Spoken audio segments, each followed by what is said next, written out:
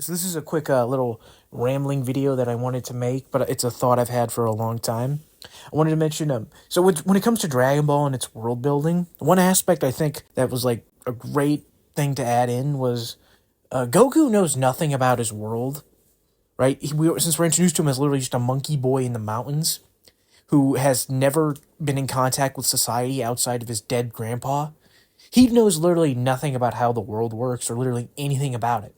And that's such a great idea because now it helps the audience make a connection. So like Goku knows nothing more about the world than the reader does. And so it helps us connect better with him. And so when everything Goku learns, we're also learning. And everything we learn is something Goku's also learning. And that just helps like make the world building seem more natural. So like there never has to be some contrived like, oh yes, we have to have Goku something be explained to Goku that he should already know just for our sake. No, because Goku knows nothing. We know nothing about this world. So we kind of learn just naturally with him. We learn alongside him. And that's like, I think that's such a great little aspect of it.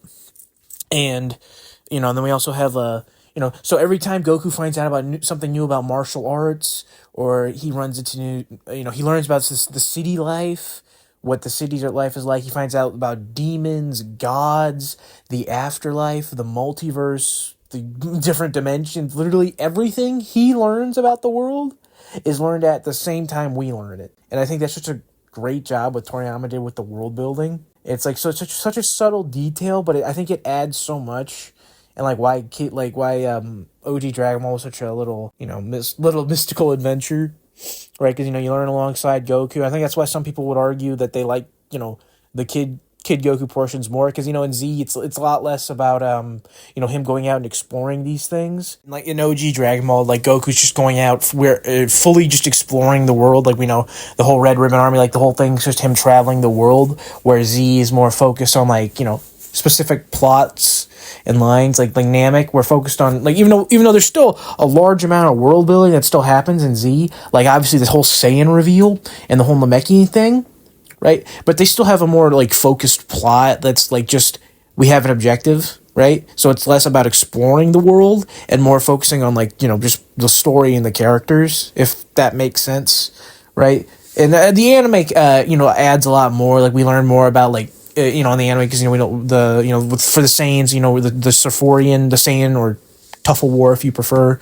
We get a few more flashbacks, fleshing, because the anime, even in OG Dragon Ball, they flesh out, more aspects, like Goku going to smaller towns and, adding in flashbacks of Roshi when he was younger, dealing with the Demon King and all that.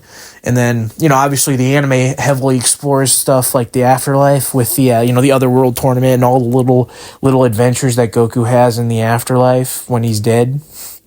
In the Saiyan saga and in the Buu arc, or After Cell, I should say. And that's just something I think it just adds so much, like making the protagonist no more knowledgeable about the world than the reader is. I think is just a great idea, and Toriyama executed it so well. I think that's why so many people are able to connect with Goku on that part as a kid, and why they just, aside from the fact that it's really cute and it's fun. That's part of why people are able to connect so much with it.